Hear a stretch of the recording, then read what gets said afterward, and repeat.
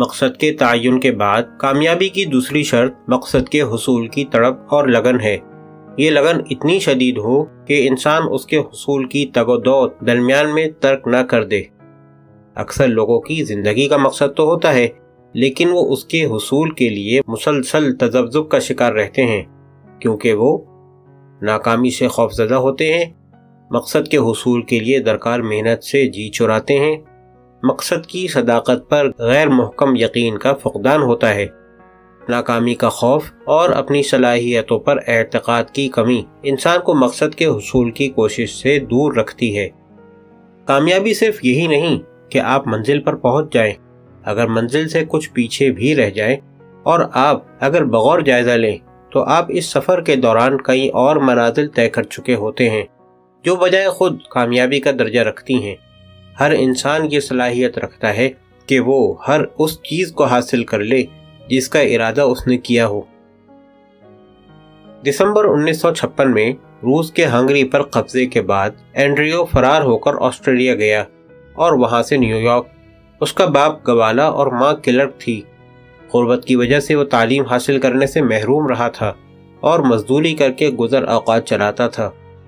اجنبی شہر میں بیچارگی اور بے بسی کی حالت میں 4 دن بغیر کچھ کھائے پیے گزر گئے اور ایک پل کے نیچے اس کا ٹھکانہ تھا۔ اسی فاقہ مستی میں 7 ماہ گزر گئے۔ 1957 کے وسط میں اسے ایک بس کنڈکٹر کی نوکری مل گئی۔ جب جیب میں کچھ پیسے اور پیٹ میں روٹی آئی تو ذہن نے بھی کام کرنا شروع کیا۔ اس نے سوچا، کیا میں نے زندگی بھر مسافروں کی گالیاں سننی ہیں؟ دل نے گواہی دی کہ زندگی محض روٹی اور پانی کی فکر سے کہیں بڑھ کر ہے۔ اس نے سوچا کہ کیا کیا جائے۔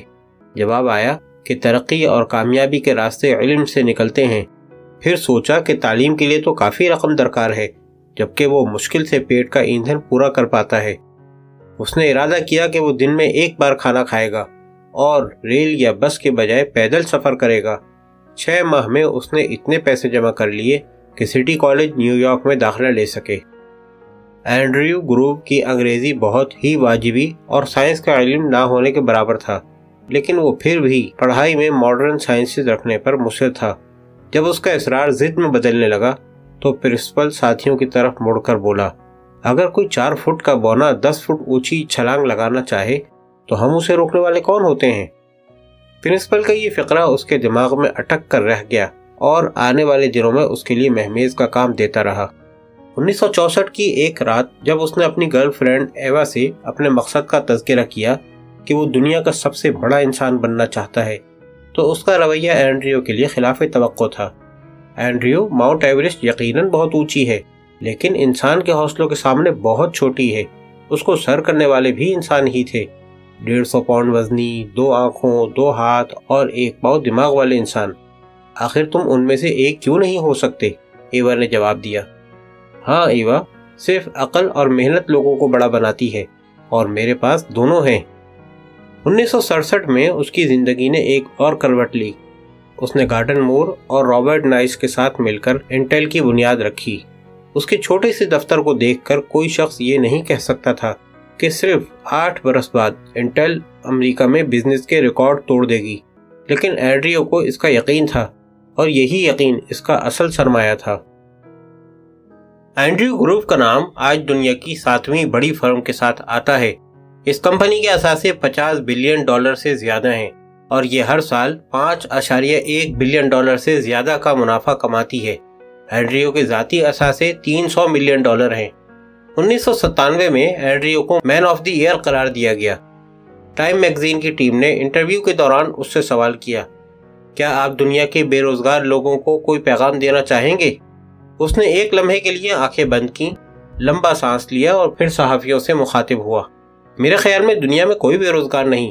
قدرت نے جسے عقل سے نوازا ہو، 2 ہاتھ دیے ہوں، آخر وہ بے روزگار کیسے ہو سکتا ہے؟ لیکن دنیا میں تو اس وقت بے روزگار لوگوں کی تعداد کروڑوں میں ہے، صحافی نے سوال کیا۔ آپ غالباً پست حوصلہ اور ہڈ حرام لوگوں کو بے روزگار کہہ رہے ہیں، اینڈریو نے جواب دیا۔ قرآن اس بات کو ان الفاظ میں بیان کرتا ہے، سورہ نجم آیت 39، انسان کے لیے کچھ نہیں سوائے اس کے جس کی اس نے کوشش کی۔ یا شاعر مشرق کے الفاظ میں، عمل سے زندگی بنتی ہے جنت بھی جہنم بھی، یہ خاکی اپنی فطرت میں نہ نوری ہے نہ ناری ہے۔ کچھ لوگوں کا خیال ہے کہ ہم کوشش تو کرتے ہیں مگر نتائج الٹ نکلتے ہیں۔ کامیابی آپ کا امتحان لیتی ہے، جو اس امتحان پر پورا اترتا ہے وہ کامیابی سے سرفراز ہوتا ہے۔ ایک چینی کہاوت ہے کہ رات کے تاریک ترین لمحات صبح سے تھوڑی دیر قبل آتے ہیں۔ ضرورت اس بات کی ہے کہ ہم اللہ پر یقین رکھیں کہ وہ ہمارے ساتھ ہے۔ حسبنا اللہ و نعم الوکیل، اللہ ہمارے لیے کافی ہے اور وہی بہترین رزق دینے والا ہے۔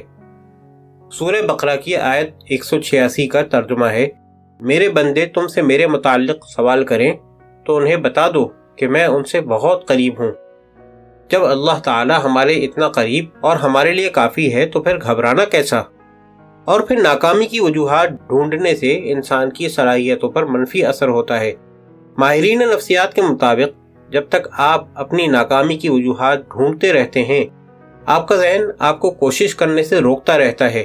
اگر آپ ان وجوہات کو قبول کرنے سے انکار کر دیں تو آپ کا ذہن آپ کی جدوجہد میں آپ کے ساتھ مصروف ہو جاتا ہے۔